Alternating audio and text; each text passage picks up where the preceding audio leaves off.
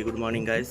ঘড়িতে সময় এখন মোটামুটি 6টা, আর 6টার সময় এরকম একটা ড্রেস আপ পরে রেডি মায়াপুরের উদ্দেশ্যে, কারণ আজকে দোল। আর সবাইকে হ্যাপি হোলি। তো সকাল সকাল গাড়ি কোল্ড স্টার্ট দেওয়া কমপ্লিট। আর এখানে আমাদের সাথে হচ্ছে তারক আর হচ্ছে ছানা। মোটমাট আমরা 3জন মিলে যাচ্ছি, যাওয়ার কথা ছিল 4 জনার। মায়াপুরের হুড়িটা কীরকম হয় ওটাই দেখতে যাচ্ছি, আর ওটাই তোমাদেরকে দেখানোর জন্য নিয়ে যাচ্ছি। চলো, বাড়ি থেকে বেরালাম। ওং নম শিবায়, হর হর মহাদেব। ওফ, লুকিং লাইক আ ওয়াও সূর্যোদয়, সত্যি সেরা। এটা দেখার জন্যই তো আসা, আর কিছু না। সকাল সকাল অনেক দিন উঠি না, এটাই হচ্ছে কারণ। আর ওঠার পর এরকম একটা সূর্যোদয় দেখার মজাই আলাদা। আমার হেলমেটের বেসিক্যালি অ্যান্টিফগটা খারাপ হয়ে গেছে, অ্যান্টিফগটা কাজই করছে না, পুরো ডেড। অ্যান্টিফগের অবস্থা খুব খারাপ, খুব শোচনীয় অবস্থা। আর এখান থেকে একটু আস্তে আস্তে যাব, কারণ যাবো একটু জিওর পেট্রোল পাম্প। সেখান থেকে একটু ফিউল আপ কমপ্লিট করে দেন বেরোবো। আর সকাল সকাল কিছু খাইনি, খিদেটাও পাচ্ছে। কালকে রাতে একটু দেরি করে ঘুমানো হয়েছে, যাওয়ার কথা ছিল ঠিকই, বাট তাও দেরি করে ঘুমানো হয়েছে। ঠিক আছে, একটু তো ফান দরকার লাইফে। জিওর পেট্রোল পাম্প থেকে 500 টাকার ফুল আপ করলাম। জাস্ট 2টো কাটা হয়ে গেছিলো 3টে থেকে, আর একদম ফুল হয়ে একটাতে আটকে গেল। বাট এই কাটাটা থাকবে না, মানে আসার সময়। ঘড়িতে সময় এখন 6:30। আমরা আশা করি 8টার মধ্যে পৌঁছে যাওয়ার টার্গেট নিচ্ছি। সেটা হয়েও যাবে। সাপোজ আমাদের বাড়ি থেকে 1.5 ঘন্টা লাগে না, ঘন্টাখানেক লাগে। ঘন্টাখানেক 10 মিনিট এক্সট্রা, মানে 1 ঘন্টা 10 মিনিট এরকম লাগতেই পারে। বাট তাও আমি ধরে রাখছি 30 মিনিট এক্সট্রা। চলো আস্তে আস্তে এগোই, আস্তে আস্তে মজা করি, আর আস্তে আস্তে মায়াপুর ঢুকি। দেন তারপরে তোমাদেরকে দেখাচ্ছি মায়াপুরের হোলি সেলিব্রেশন। চলো। এখন নাই করে যা গরম পড়েছে, এই গরমের ওপরও এতটা পরিমাণ ফগ হয়ে রয়েছে, ওরে বাবা, বেশ ভালোই, মানে মোটামুটি একটা ভালোই ফগ রয়েছে, এটা জাস্ট বোঝা যাচ্ছে। আহা, আমার হেলমেটের কাজটা, অ্যান্টি ফগটা কেন এরকম হচ্ছে প্রবলেম। মানে হেলমেটের কাজটা পুরো ঝিঝি হয়ে গেছে, মানে যে হেজি টাইপের মনে হচ্ছে। আর একটু পরে নো সিগন্যাল হয়ে যাবে। পাশে একটা চায়ের দোকানে দাঁড়িয়ে হালকা একটা চা খেয়ে নিলাম, লাল চা। এবার একটু মাইন্ডটা ফ্রেশ লাগবে, দিয়ে আবার বেরিয়ে পড়লাম। আমাদের ছানা ভাই বিশালই টানছে।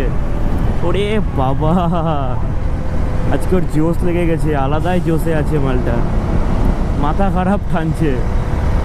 ঠিক আছে, একটু চা খেয়ে নিলাম, মাইন্ডটা এবার ফ্রেশ লাগছে পুরো। আর এবার একটু টানবো হালকা করে। গাড়ি স্পিড মোটামুটি 107, সময়ের মধ্যে পৌঁছে আবার সময়ের মধ্যে বাড়ি ঢুকতে হবে।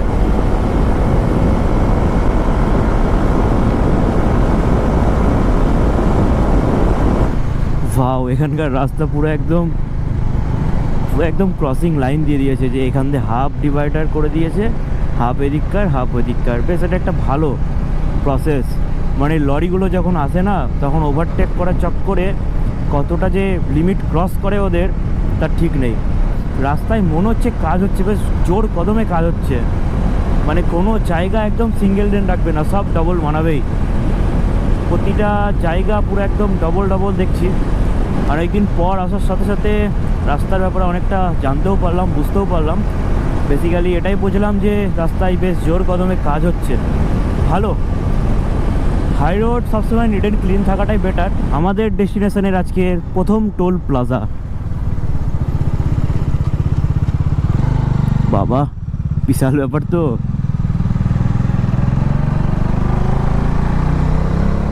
বসন্ত চলে এসেছে, জাস্ট দেখো। এরকম একটা এনজয়মেন্টে লাইন করে যাচ্ছে, জাস্ট অসাধারণ। বাঙালির 12 মাসে 13 পার্বণ, আর সেই বাঙালির 12 মাসে 13 পার্বণে এরকম কিছু এনজয়মেন্ট। ফাইনালি মায়াপুরের এন্ট্রান্সে ঢুকে গেছি। আর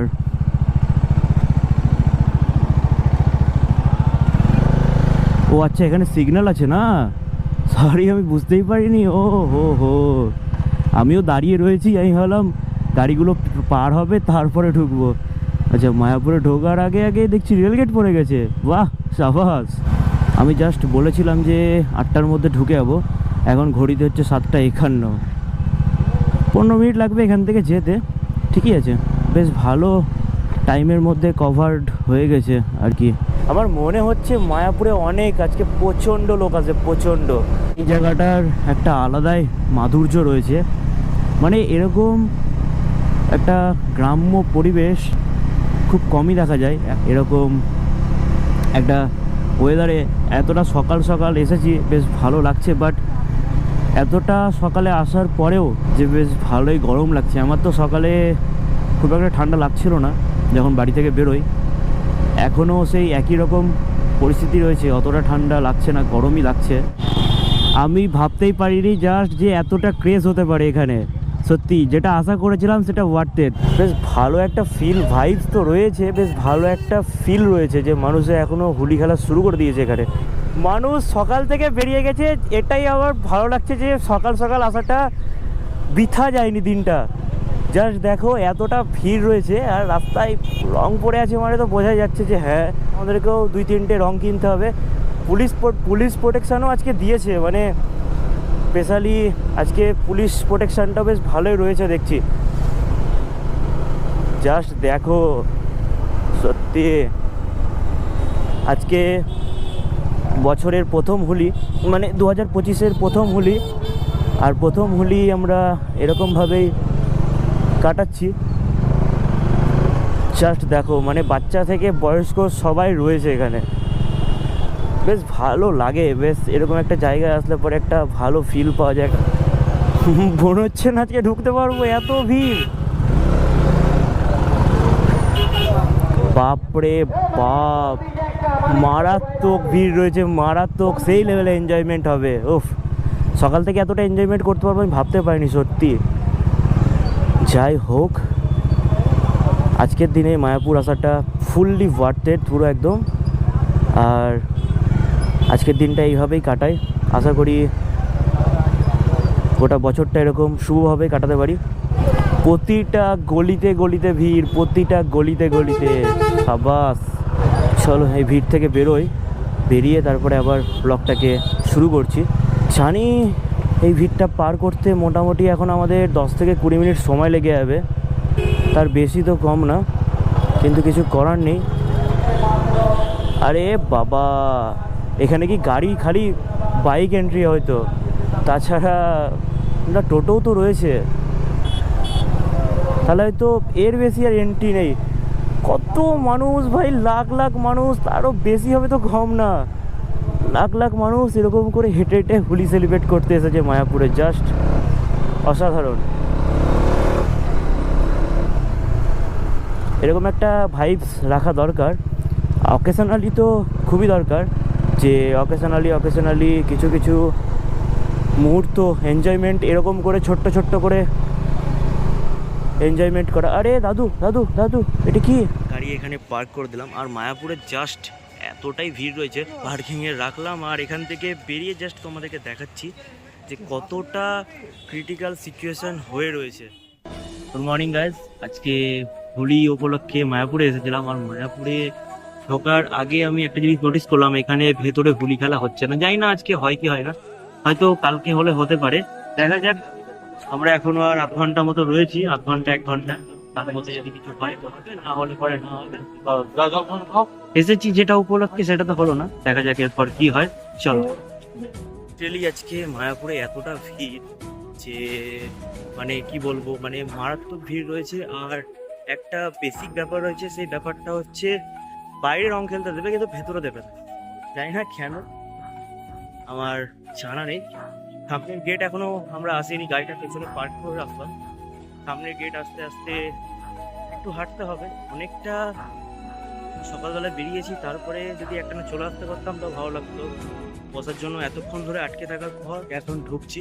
ঘড়িতে সময় এখন 9:09, মানে সকাল 6টার সময় বেরিয়ে যদি 9:15টার সময় মায়াপুর ঢুকতে হয়, এর থেকে একটা না টানা চলে গেলে পরে হয়তো কলকাতা ঢুকে যেতে পারতাম। যাই হোক, সেটা বড় কথা না। একটু সামনে গিয়ে জাস্ট দেখো এখান থেকে যে কতটা ভিড়। আর পেছনের দিকে আমি একটা জিনিস দেখলাম যে বড় বড় গাড়ি হয়তো নো এন্ট্রি করে দিয়েছে, হয়তো চেনাশোনা গাড়িগুলো ঢুকছে পারছে। আর অনেক মানুষ হেঁটে হেঁটে হেঁটে হেঁটে অনেকটা দূর থেকে আসছে, যারা পেছনের দিকে হয়তো এই আশ্রমগুলোতে থাকে তারা হেঁটে হেঁটে হেঁটে হেঁটে মেন এন্ট্রান্স মন্দিরের দিকে ঢুকছে।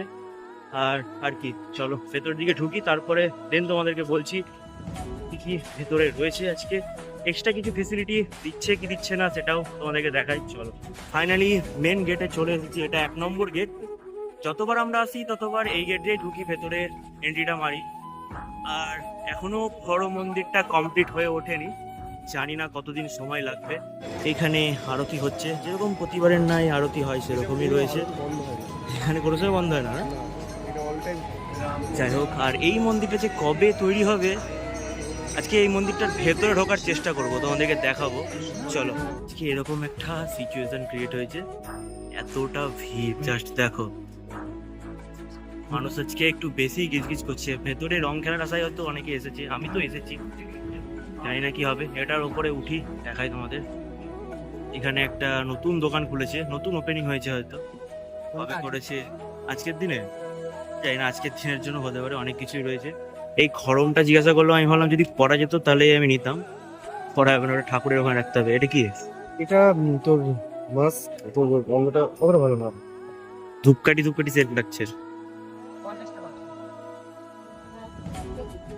এতটা ভিড় রয়েছে আজকের দিনে দাঁড়িয়ে, আমরা ভাবছি এদিক দিয়ে গিয়ে সোজা গিয়ে ডান দিকে সব ফোন টোন রেখে তারপরে ভেতরে ঢুকবো। আর আজকে সত্যি কথা বলতে মানুষের আনাগোনাটা একটু এক্সট্রিমই, বিকজ আজকে ফার্স্ট হুলি। আর এখান থেকে গিয়ে আমরা তারপরেই যা যাবতীয় করার তারপরে করবো, মন্দিরের ভেতরে একটু ঢুকবো। আজকের দিনে ভেতরে ঢোকার জন্য এতটা বড় লাইন রয়েছে, জাস্ট এদিক দিয়ে আমাদেরকে দেখায় যে কতটা বড় লাইনটা রয়েছে। মাথা খারাপ একটা ব্যাপার রয়েছে আজকে, জাস্ট পেছনের লাইনটা দেখো, এত বড় লাইন দিয়ে তো আমার মনে হয় না যে আমি ভেতরে ঢুকবো। তো দেখা যাক।